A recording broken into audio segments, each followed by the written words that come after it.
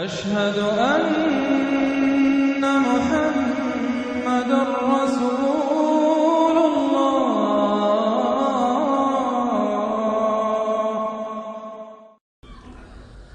أما بعد فأعوذ بالله من الشيطان الرجيم. بسم الله الرحمن الرحيم. الحمد لله رب العالمين الرحمن الرحيم مالك يوم الدين إياك نعبد وإياك نستعين اهدنا الصراط المستقيم صراط الذين أنعمت عليهم غير المغضوب عليهم ولا الضالين آمين. رب اشرح لي صدري ويسر لي أمري واحلل عقدة من لساني يفقهوا قولي. اللهم ربنا ألهمنا رشدنا وأعذنا من شرور أنفسنا. اللهم أرنا الحق حقا وارزقنا اتباعه وأرنا الباطل باطلا وارزقنا اجتنابه. اللهم ربنا يسر لنا أمورنا كلها وأتمم لنا بالخير وتقبل منا فإنك خير المتقبلين آمین یا رب العالمین.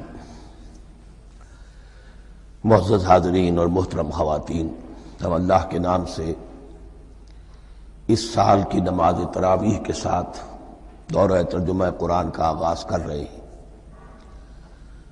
اس سے پہلے میں عرض کر چکا ہوں کہ اب میری عمر بھی کافی ہو چکی ہے، قمری حساب سے 68 برس مکمل ہو چکے ہیں، اور مختلف قسم کے عوارض بھی مجھے لاحق ہیں،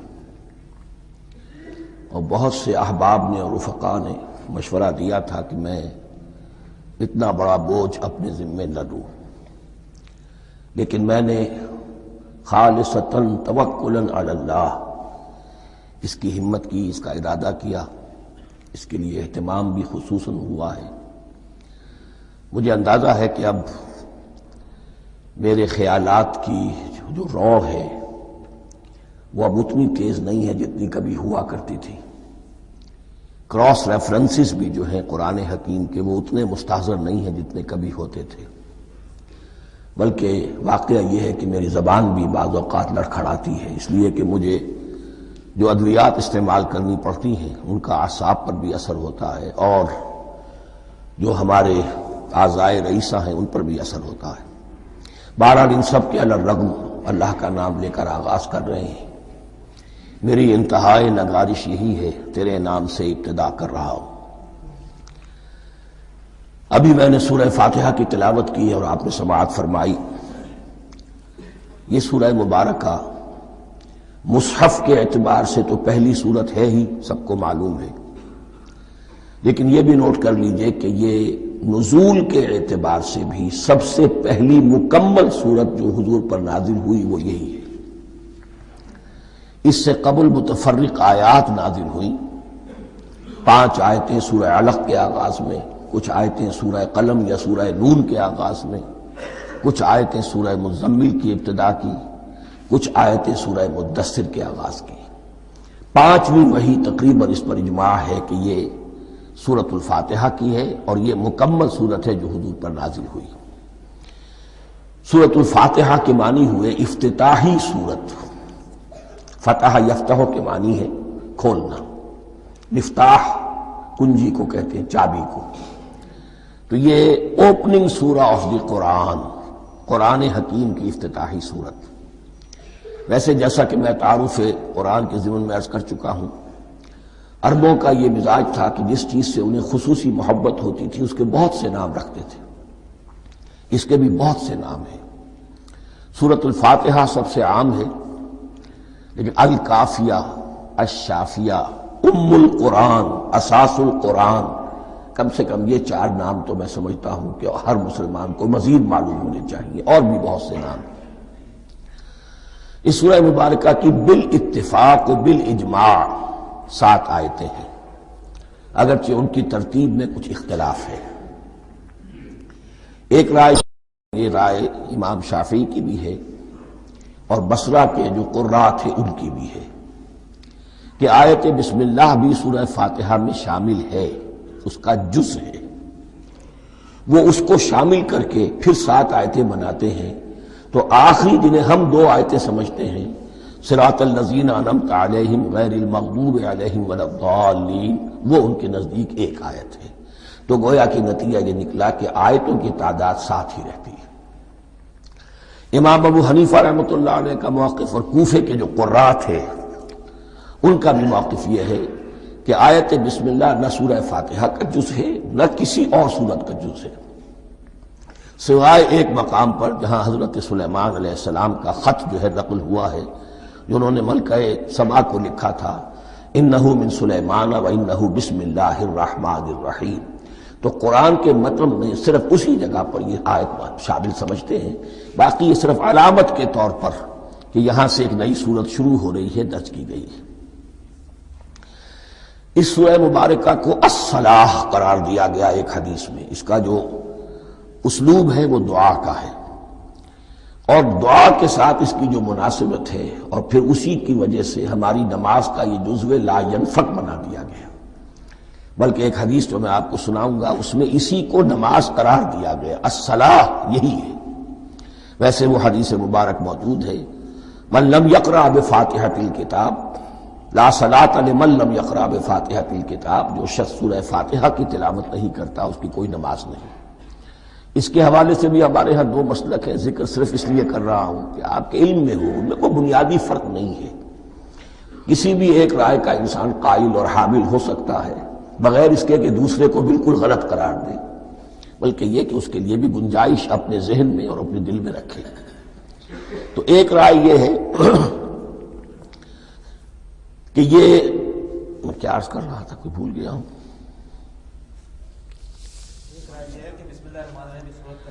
جی، اور دوسری آیت یہ ہے کہ اس کا حصہ نہیں ہے۔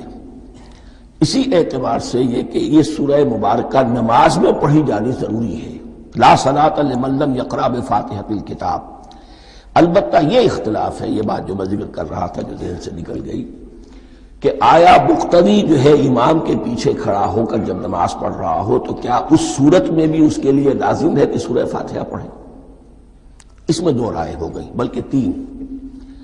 ایک رائے انتہائی ہے اور وہ فقہ حنفی کی طرف منسوب ہے کہ اگر آپ امام کے پیچھے مقتدی کی حیثیت سے نماز پڑھ رہے تو کسی بھی رکعت میں آپ سورہ فاتحہ نہیں پڑھیں گے۔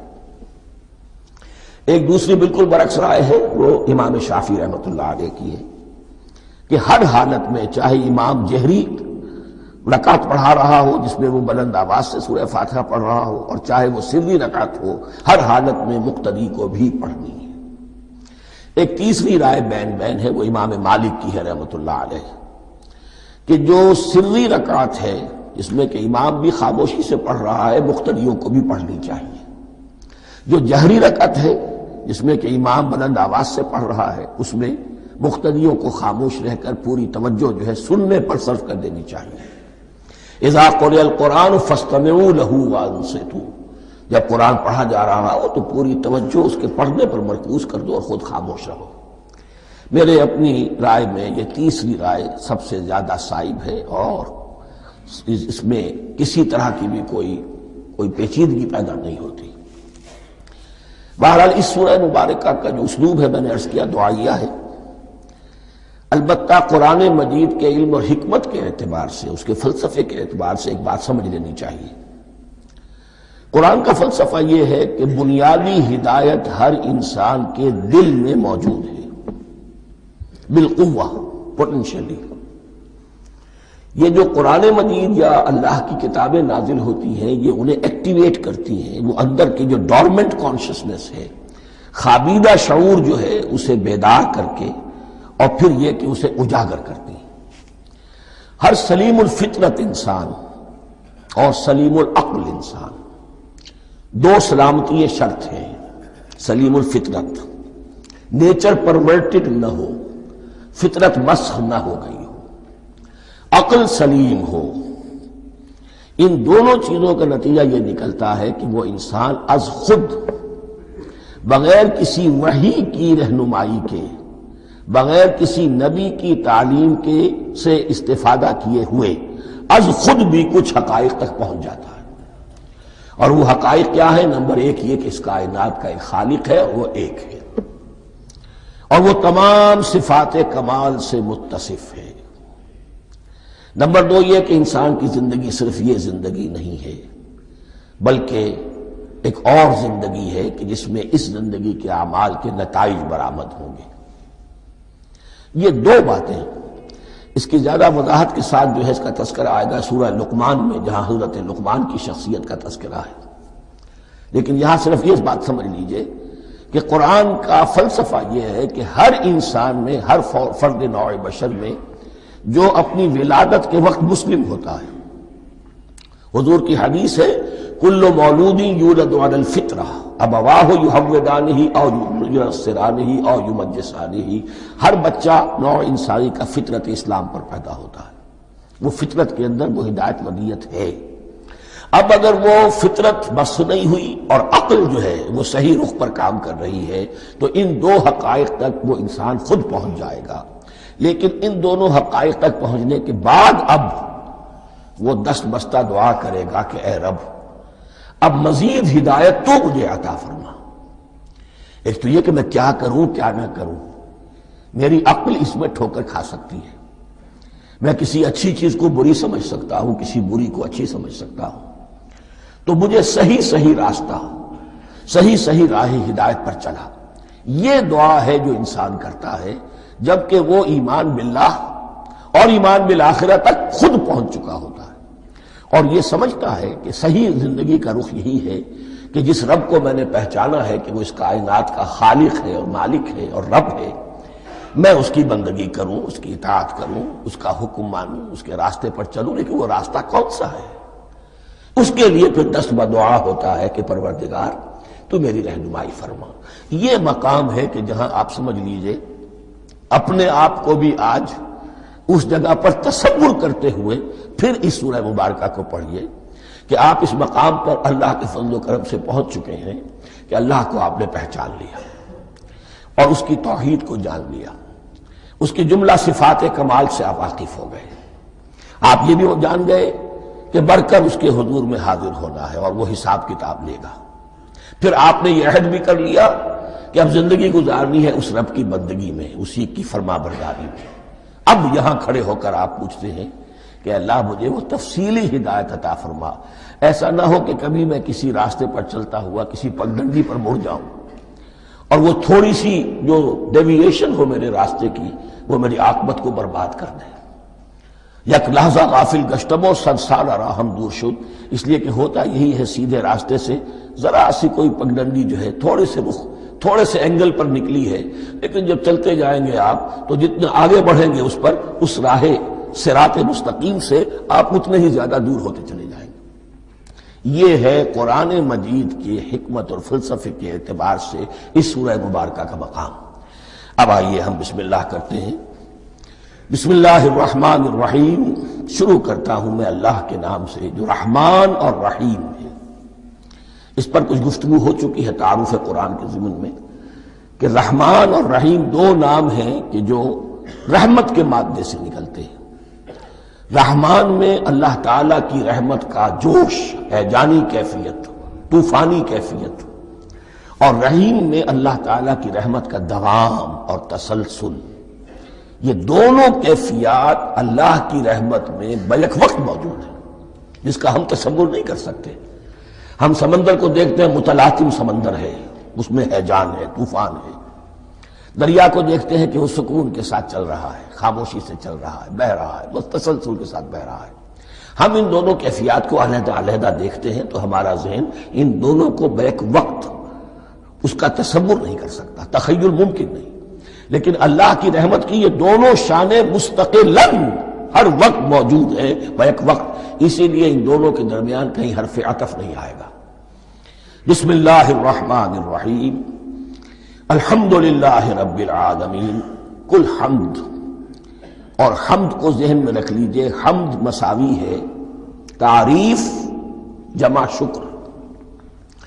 عام طور پر ترجموں میں ایک لفظ لایا جاتا ہے، کل تعریف اللہ کے لیے، یہ کافی نہیں ہے۔ تعریف آپ کسی شے کی کر سکتے ہیں جس میں کوئی حسن ہے، خوبی ہے، کسی بھی اعتبار سے، خواہ آپ کو اس کے حسن و خوبی سے کوئی فائدہ حاصل نہیں ہو رہا۔ ایک پھول ہے، بہت خوبصورت ہے، بس ٹھیک ہے، خوبصورت ہے، آپ نے کہا، تعریف کر دی۔ شکر کرتے ہیں آپ اس شے کا جس سے آپ کو کوئی فائدہ پہنچا ہو، استفادہ ہوا ہو، آپ کی کوئی ضرورت پوری ہوئی ہو، آپ کی کوئی مشکل رفع ہوئی ہو۔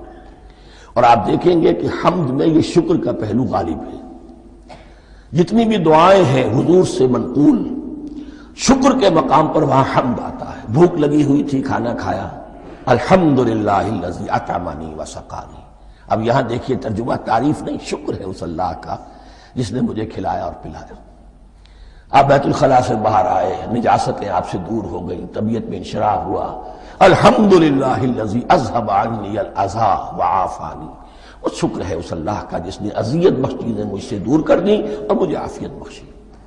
تو یہ الحمدللہ رب العالمین، اللہ تعالیٰ کا حسن و کمال اور حسن و جمال اپنی جگہ بھی اس انتہا کا ہے کہ جتنی تعریف اس کا حق ہے ہم کر ہی نہیں سکتے، لیکن اس کے احسانات اور انعامات ہم پر اتنے ہیں کہ ہم ان کو بھی گن نہیں سکتے۔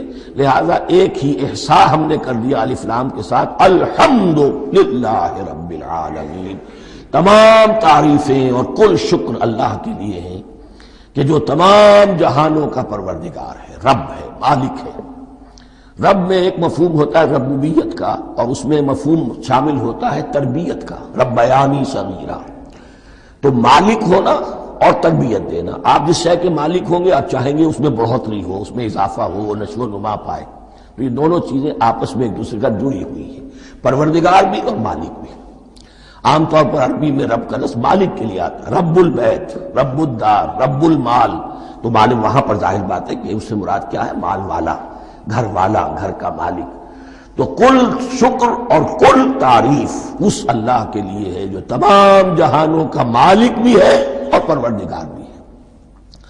الرحمن الرحیم، رحمان ہے اور رحیم ہے۔ اب دوبارہ اس کی میں وضاحت نہیں کروں گا۔ مالک یوم الدین، یوم دین کا مختار مطلق ہے۔ دین عربی زبان میں کہتے ہیں بدلے کو، دناہم کما دانو، کما تدینو تو دانو، یہ کہاوت ہے۔ جیسے اردو میں ہم کہتے ہیں جیسا کرو گے ویسا بھرو گے، کما تدینو تو دانو۔ تو یہ ہے بدلہ، اس کا بنیادی مفہوم جو ہے وہ بدلہ ہے۔ تو بدلے کا ایک دن ہے جس دن فیصلہ ہوگا کہ کون کیا کما کر لایا ہے اور اسے کیا بدلہ ملنا چاہیے۔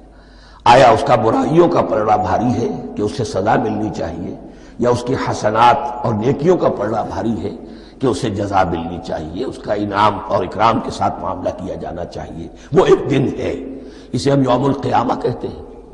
اور لیکن اصل بات جو یہاں کہی گئی، یعنی ایک جملے میں تین باتوں کا اعتراف ہو رہا ہے۔ بعث بعد الموت، ایک دن آئے گا کہ ہم مرنے کے بعد تمام انسان اٹھا لیے جائیں گے، پھر حساب و کتاب، پھر اللہ کے ہاں حاضری ہوگی اور حساب کتاب ہوگا۔ اور تیسرا یہ کہ اس حساب کتاب کے دن کا مختار مطلق اللہ ہے، یعنی کسی اور کو اپنے ذہن میں سہارا بنا کر آپ زندگی گزاریں کہ وہ مجھے چھڑا لے گا، یا وہ ہستی جو ہے اتنی زوردار ہے کہ وہ مجھے بچا لے گی، اس سے اپنے دل کو، اپنے ذہن کو بالکل پاک کر لیجئے۔ مالک یوم الدین، ایک دوسری جگہ پر قرآن میں آیا ہے، اس روز کوئی پکارنے والا پکارے گا، لمن الملک اليوم للہ الواحد القہار، آج کے دن کس کا اختیار مطلق ہے؟ اور پھر کہا جائے گا اللہ کے لیے، الواحد قہار، جو پوری طرح چھایا ہوا ہے، بس تولی ہے۔ تو مالک یوم الدین، جو جزا و سزا کے دن کا مالک ہے۔ اب یہاں سے کلام ایک رخ بدل رہا ہے۔ ابھی تک تو یہ غائبانہ انداز میں کلام ہو رہا ہے، اللہ سے خطاب نہیں آیا اس میں ابھی۔ الحمدللہ رب العالمین الرحمن الرحیم مالک یوم الدین۔ اب خطاب ہے، ایاک نعبد و ایاک نستعین، ہم صرف تیری ہی بندگی کرتے ہیں اور کریں گے، اور ہم صرف تجھ ہی سے مدد مانگتے ہیں اور مانگیں گے۔ یہ ترجمہ میں کیوں کر رہا ہوں کہ یہ فعل مضارع ہے۔ عربی زبان میں فعل مضارع حال اور مستقبل دونوں کو کور کرتا ہے۔ ایاک کا جو ہے مفعول فاعلی جو ہے، مفعول جو ہے اس میں ضمیر مفعولی، اسے پہلے لا کر حشر کا مضمون پیدا ہو گیا۔ ہم تیری بندگی کرتے ہیں نہیں، ہم تیری ہی بندگی کرتے ہیں اور کریں گے۔ حال میں ترجمہ کیجئے تو یہ اظہار حال ہے، اور مستقبل میں ترجمہ کیجئے تو یہ ایک عہد ہے، قول و قرار ہے، بہت بڑا معاہدہ ہے۔ وَإِيَّاكَ نَسْتَعِينُ، اور صرف تجھ ہی سے مدد مانگتے ہیں اور مانگیں گے۔ اس میں بھی حال کا ترجمہ اظہار حال، اللہ کرے کہ واقعی ہمارا حال وہی ہو، جب ہم یہ الفاظ کہتے ہیں تو واقعتاً ہم اس پر پورے اتر رہے ہوں کہ اسی کی بندگی کر رہے ہوں اور اسی سے ساری استعانت اور استمداد کر رہے ہیں۔ جہاں تک مستقبل کا تعلق ہے وہ پھر ایک عہد ہے۔ اہدنا الصراط المستقیم، یہ مقام وہ آ گیا کہ یہاں تک تو اے پروردگار ہم پہنچ گئے تیرے فضل سے، تیرے کرم سے۔ فطرت سلیمہ بھی تیری عطا کردہ تھی، عقل سلیم بھی تیری ودیعت کردہ تھی، ان دونوں کی روشنی سے ہم یہاں تک تو پہنچ گئے۔ اب ہماری جو ضرورت ہے، احتیاج ہے، وہ کیا ہے؟ اہدنا الصراط المستقیم، ہدایت بخش ہمیں سیدھے راستے کی۔ یہاں دو باتیں سمجھ لیجئے۔ انفرادی سطح پر انسان کے لیے نہ معلوم کتنے مرحلے آتے ہیں ہر روز کہ جس میں وہ ایک ٹھٹک کر کھڑا ہو جاتا ہے، یہ کروں یا یہ کروں، دو آلٹرنیٹو سامنے آ رہے ہیں، فیصلہ کرنا مشکل ہو رہا ہے۔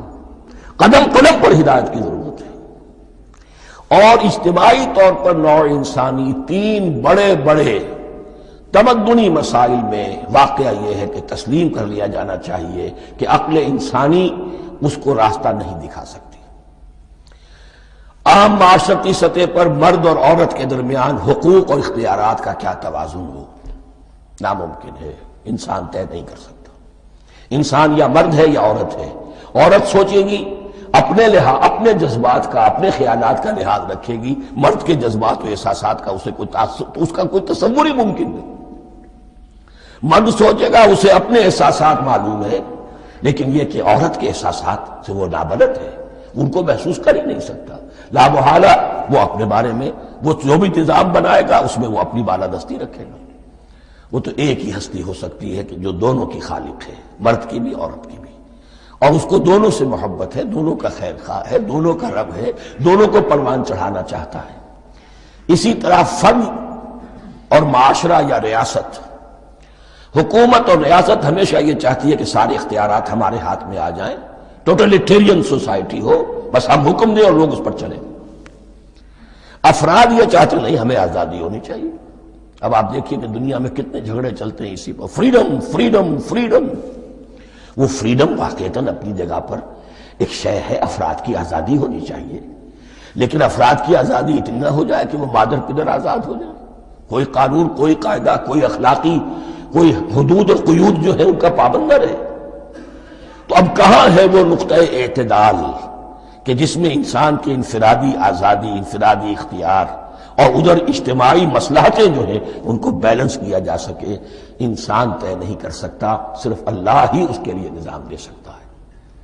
تیسرا مسئلہ ہے سرمایہ اور محنت، اس میں کیا توازن ہو؟ سرمایہ اور محنت دونوں مل کر کچھ بنا رہے ہیں، کچھ پروڈیوس کر رہے ہیں۔ اب اس میں نفع جو ہوا ہے اس میں سرمایہ کا کتنا حصہ ہونا چاہیے اور لیبر کا کتنا ہونا چاہیے، کون طے کر سکتا ہے؟ اس کے لیے بھی کہ ایسا نہ ہو کہ سرمایہ داری جو ہے آکاش بیل بن کر پورے معاشرے پر چھا جائے، اور غریب بیچارہ، مزدور بیچارہ، کاشتکار بیچارہ وہ گویا کہ چکی کے دو پارٹوں میں پس کر رہ جائے، اس کی کوئی حیثیت نہ رہ جائے۔ لیکن یہ کہ دوسری طرف اگر یہ کہ مزدور کا جو حق ہے اس سے زیادہ اس کو دے دیا جائے تو سرمایہ جو ہے وہ سکڑ جائے گا، شائی ہو جائے گا، وہ پھر میدان میں نہیں آئے گا۔ کیا کیا جائے؟ کون سا نقطہ عدل و اعتدال ہے؟ یہ تین مسائل ایسے ہیں، اہدنا الصراط المستقیم۔ تو یوں سمجھیے کہ ایک جو بنیادی ہدایت تھی، ایک اللہ کو پہچان لینا، یہ جان لینا کہ کل حسن و جمال اور تمام انعام و اکرام کا منبع اس کی ذات ہے، وہ رحمان ہے اور رحیم ہے، اور یہ جان لینا کہ مرنے کے بعد جی اٹھنا ہے، حساب کتاب ہے، فیصلہ ہوگا جزا و سزا کا، اور مختار مطلق اس دن کا اللہ ہے۔ پھر یہ عہد کر لینا ایاک نعبد و ایاک نستعین۔ اس کے بعد دعا، پروردگار ہمیں ہدایت پر قائم رکھ، ہماری ہدایت میں اضافہ فرما۔ اس ہدایت کے لفظ کو سمجھ لیجئے، بنیادی ہدایت، تفصیلی ہدایت، قدم قدم پر ہدایت، ہدایت پر ہدایت. والذین اہتدوا زادہم ھدی، جو لوگ ہدایت کے راستے پر آتے ہیں اللہ ان کی ہدایت میں اضافہ کرتا ہے. تو یہ قدم قدم پر ہمیں ہدایت کی ضرورت ہے اور مرحلہ وار ضرورت ہے. ہدایت اس کو بھی کہتے ہیں کہ کسی نے آپ سے کوئی پتہ پوچھا، آپ نے کہا ادھر جانا، پھر دوسری گلی میں مڑنا، پھر جانا 2-3 لائٹیں چلے جانا، پھر مڑنا وغیرہ وغیرہ، یہ بھی ہدایت ہے. نظری طور پر آپ نے بتایا ہے.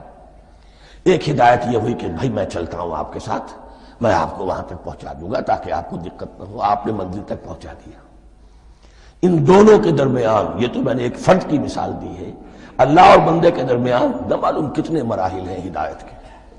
تو کسی وقت بھی انسان اپنے آپ کو ہدایت خداوندی سے مستغنا نہیں سمجھ سکتا، اور نہیں تو پروردگار جو ہدایت دی ہے اس پر ہدایت پر قائم رکھ. کیا پتہ شیطان کا کوئی حملہ، کیا پتہ ہمارے نفس کی کوئی شرارت کسی ایسے رخ پر ہمیں ڈال دے کہ اب تک کی ساری کمائی بھی ضائع ہو جائے. لہذا یہ نہ سمجھیے کہ جب یہ ساری چیزیں ان کو معلوم تھی، ان چیزوں کا تو اقرار کر رہے تو اب ہدایت کون سی مانگ رہے ہیں. تو ہدایت کا تو بڑا میدان کھلا ہوا ہے، اور اس ہدایت کی وہ جو میں نے آخری شکل آپ کو بتائی ہے کہ منزل مقصود تک پہنچا دے، یہ ہدایت بھی قرآن مجید میں اس معنی میں بھی لفظ آیا ہے کہ اہل جنت جب جنت میں داخل ہوں گے تو جو ترانہ حمد ان کی زبان پر اس وقت ہوگا وہ کیا ہے؟ الحمدللہ الذی ہدانا لہذا وما کننا لنہتدی لولا ان ہدانا اللہ.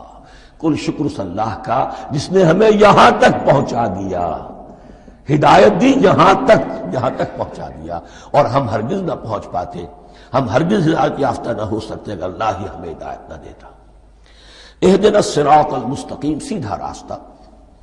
صراط الذین انعمت علیہم، اب اس کی مزید وضاحت ہے. راستہ اس کا ان لوگوں کا جن پر تیرا انعام ہوا. یہ کون لوگ ہیں؟ اس کی وضاحت آپ کو ملے گی سورہ نساء میں.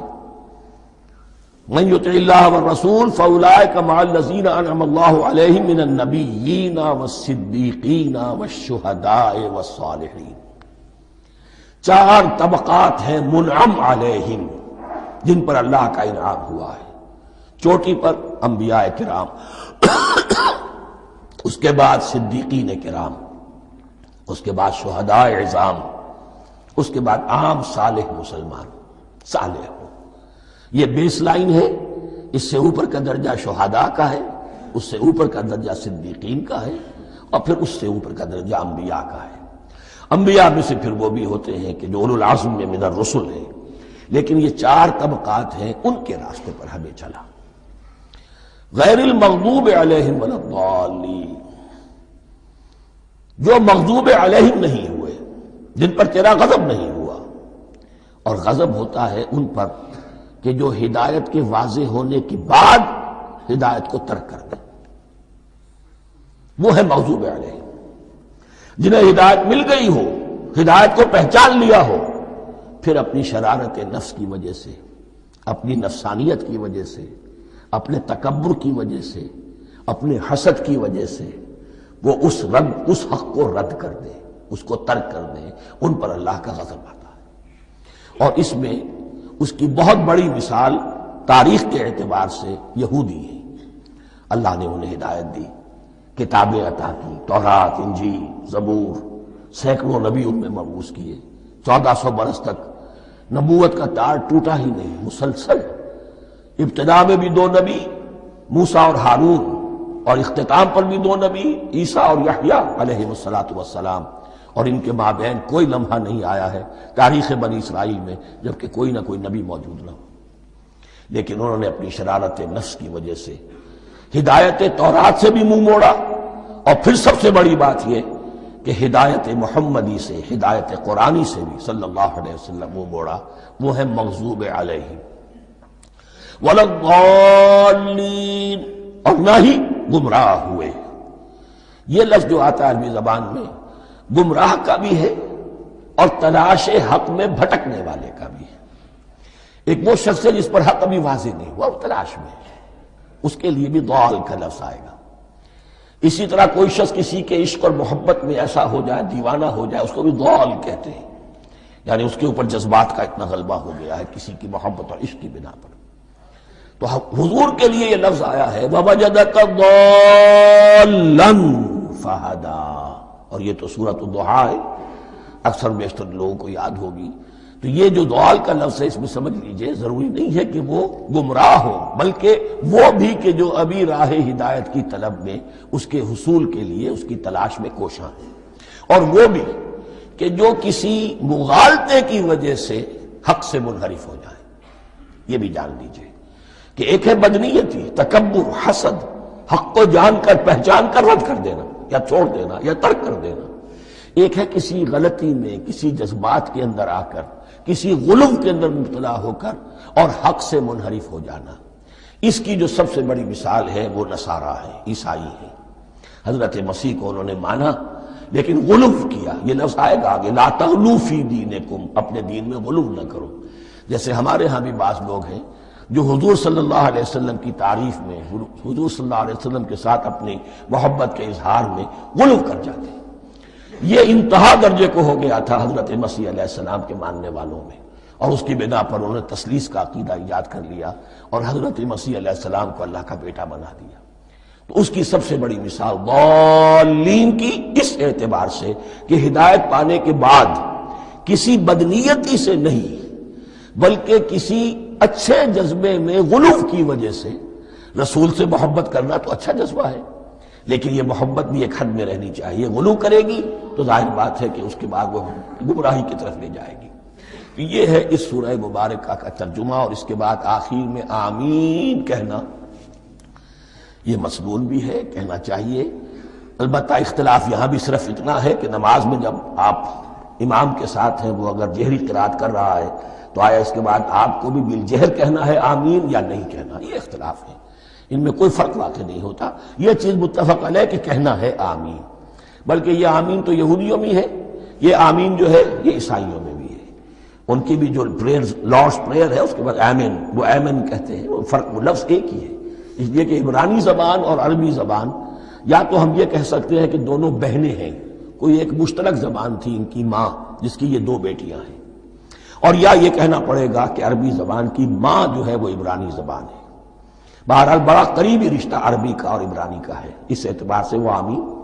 اب آپ کو معلوم ہے ہم السلام علیکم وہ کہتے ہیں، وہ سلام کہتے ہیں، فرق کیا ہے؟ وہ تو تلفظ کا فرق ہے۔ اسی طریقے سے اور بہت سے الفاظ ہیں، میں بعد میں بتا۔ اب میں اس سورہ مبارکہ کے بارے میں خاص حدیث آپ کو سنانا چاہتا ہوں، اور اسی سے در حقیقت جو امام ابو حنیفہ کا موقف ہے رحمۃ اللہ علیہ، اس کی حقانیت مزید مبرہن ہو جائے گی۔ یعنی کیا کہ آیت بسم اللہ سورہ فاتحہ کا جز نہیں ہے، سورہ فاتحہ الحمدللہ رب العالمین سے شروع ہوتی ہے۔ وہ میں آپ کو بتانا بھول گیا کہ جن کے نزدیک یہ سورت کا جز ہے وہ پھر جہری قرات میں بسم اللہ الرحمن بھی بلند آواز سے کہیں گے، اور جن کے نزدیک یہ سورہ فاتحہ کا جز نہیں ہے وہ نہیں کہیں گے، وہ الحمدللہ رب العالمین سے قرات کریں گے۔ تو کوئی فرق نہیں ہے بنیادی۔ یہ حدیث جو ہے یہ مسلم شریف میں ہے اور حدیث قدسی ہے۔ اس کے راوی حضرت ابو ہریرہ ہے رضی اللہ تعالی عنہ، اور اس حدیث نے اس سورت کے مضامین کا نہایت عمدہ تجزیہ کر دیا ہے۔ حدیث کے الفاظ سن لیجئے، قسمت الصلاۃ بینی و بین عبدی نصفین۔ اللہ تعالیٰ فرما رہے ہیں، حدیث قدسی ہے، میں نے نماز کو، صلاۃ کو اپنے اور اپنے بندے کے درمیان آدھا آدھا تقسیم کر لیا۔ فنصفها لی ونصفها لعبدی، اس کا نصف جو ہے وہ میرے لیے ہے اور نصف جو ہے وہ میرے بندے کے لیے ہے۔ وَلِعَبْدِي مَا سَأَلَ، اور جو میرے بندے نے مانگا میں اسے دوں گا، میرا وعدہ ہے یا میں نے اسے دیا۔ اس کے بعد اس کی تفصیل آتی ہے، اذا قال العبد، جب بندہ کہتا ہے الحمدللہ رب العالمین، قال اللہ حمدنی عبدی، جب بندہ کہتا ہے الحمدللہ رب العالمین، اللہ فرماتا ہے میرے بندے نے میری حمد کی۔ وَإِذَا قَالَ الرَّحْمَٰنِ الرَّحِيمِ قَالَ اللَّهُ اثْنَىٰ عَلَيَّ عَبْدِي، جب بندہ کہتا ہے الرحمن الرحیم، اللہ فرماتا ہے میرے بندے نے میری ثنا کی۔ وَإِذَا قَالَ مَالِكِ يَوْمِ الدِّينِ قَالَ اللَّهُ تَعَالَىٰ مَجَّدَنِي عَبْدِي، میرے بندے نے میری تمجید بیان کی، میری بزرگی بیان کی۔ اب یہ 3 آیتیں ہو گئیں، تینوں میں اللہ کی حمد ہے، ثنا ہے، تمجید ہے. یہ 3 آیتیں خالص اللہ کے لیے ہو گئیں. اب چوتھی آیت آئی، ایاک نعبد و ایاک نستعین. اس کے بارے میں جب بندہ کہتا ہے اذا قال العبد ایاک نعبد و ایاک نستعین، قال اللہ تعالی ھذا ما بینی و بین عبدی ولعبدی ما سأل. یہ میرے اور میرے بندے کے درمیان ہے. یہ تو یوں سمجھیے کہ یہ گرہ لگ گئی ہے میرے اور میرے بندے کے مابین. اس نے مجھ سے قول و قرار کیا ہے، اس نے میری بندگی کا اعتراف کیا ہے، اس نے تسلیم کیا ہے کہ میری ہی بندگی کرتا ہے اور کرے گا، اور مجھ سے مدد چاہیے ہے. ھذا ما بینی و بین عبدی، یہ معاہدہ ہے. معاہدہ 2 فریقوں کے مابین ہوتا، یہ میرے اور میرے بندے کے مابین ہے. وَلِ عَبْدِي مَا سَأَلَ، اور میں نے اپنے بندے کو دیا جو اس نے مانگا. وہ میری مدد چاہتا ہے، میری مدد اس کے شامل حال رہے گی. فَإِذَا قَالَ، اور جب بندہ کہتا ہے اهْدِنَا الصِّرَاطَ الْمُسْتَقِيمَ صِرَاطَ الَّذِينَ أَنْعَمْتَ عَلَيْهِمْ غَيْرِ الْمَغْضُوبِ عَلَيْهِمْ وَلَا الضَّالِّينَ، قَالَ اللَّهُ تَعَالَى هَذَا لِعَبْدِي وَلِعَبْدِي مَا سَأَلَ. یہ 3 آیتیں یہ میرے بندے کے لیے ہیں. اهْدِنَا الصِّرَاطَ الْمُسْتَقِيمَ، اسی صراط مستقیم کی وضاحت ہے مثبت. صراط الذین انعمت علیہم، اسی صراط المستقیم کی وضاحت ہے منفی انداز میں، غیر المغضوب علیہم ولا الضالین. یہ سب میرے بندے کے لیے ہے اور میں نے اپنے بندے کو دیا جو اس نے مانگا. اس کو میں نے ایک مرتبہ یہ ترازو کی شکل میں اس کو لکھوایا تھا. دیکھیے یہ ایاک نعبد و ایاک نستعین، یہ ہے وہ ترازی کی وہ ڈنڈی. واو جو ہے ایاک نعبد و ایاک نستعین، واو جو ہے گویا کہ وہ مٹھ ہے جس سے کہ ترازو کو پکڑا جاتا ہے. ادھر ایک پلڑا ہے جس کی 3 آیتیں ہیں، الحمدللہ رب العالمین الرحمن الرحیم مالک یوم الدین. اس کا نتیجہ کیا نکلا؟ ایاک نعبد. آپ نے شاید یہ سنا بھی ہو، ایک بہت ہی عمدہ قرات کا جو ریکارڈ ہے قاری عبدالباسط عبدالصمد کا، وہ یہاں سے چل کر سورہ فاتحہ کی قرات کر کے ایاک نعبد پر آ کر رکتا ہے. الحمدللہ رب العالمین الرحمن الرحیم مالک یوم الدین ایاک نعبد. گویا کہ یہاں یہ صورت بالکل ہاف ہو گئی ہے. 3 آیتوں میں اللہ کی حمد ہے، ثنا ہے، تمجید ہے، جس کا نتیجہ ہم تیری ہی بندگی کرتے ہیں، تیری ہی اطاعت کریں گے. لیکن اب اس کے بعد سوال ایاک نستعین، اسی کی جو استعانت کیا درکار ہے ہمیں؟ ہدایت. ہدایت سب سے بڑی استعانت ہے، ہدایت ہی تو سب سے بڑی مدد ہے. اهدنا الصراط المستقیم صراط الذین انعمت علیہم غیر المغضوب علیہم ولا الضالین. یہ ایاک نستعین کے حکم کے ساتھ یہ 3 آیتیں آ گئیں. اهدنا الصراط المستقیم صراط الذین انعمت علیہم غیر المغضوب علیہم ولا الضالین. قسمت الصلاة بینی و بین عبدی نصفین فنصفها لی ونصفها لعبدی ولعبدی ما سأل. اللہ تعالیٰ اس سورہ فاتحہ کا جو اصل مفہوم ہے وہ بھی ہمارے ذہنوں پر، ہمارے شعور کی سطح پر اسے اجاگر کیے رکھے. ہمیں توفیق دے کہ جب بھی پڑھیں، جب بھی سنیں تو وہ کیفیت اگر ہو جائے. اس لیے کہ ایک حدیث ہے کہ الصلاۃ معراج المومنین، نماز تو اہل ایمان کے حق میں معراج کے درجے میں ہے. اس حوالے سے ہم یہ سمجھ سکتے ہیں کہ کوئی وقت ایسا آ سکتا ہے کہ انسان کو واقعتاً، روح انسانی واقعتاً اللہ کے یہ جواب سنے. انہونی بات نہیں ہے. ہوتا ہے خطاب آخر، اٹھتا ہے حجاب آخر، کرتے ہیں خطاب آخر. یہ تو ہوتا ہے. مخاطبہ الہی ہے تو میں نے عرض کیا کہ ثابت ہے. مخاطبہ، محادث اور تحدیث اللہ بندوں سے کلام کرتا ہے.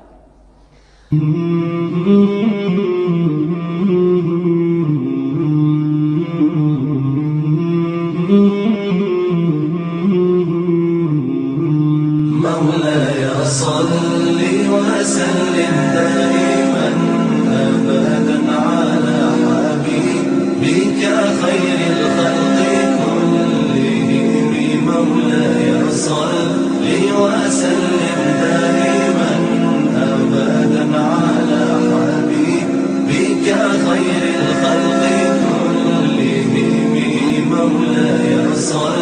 وسلم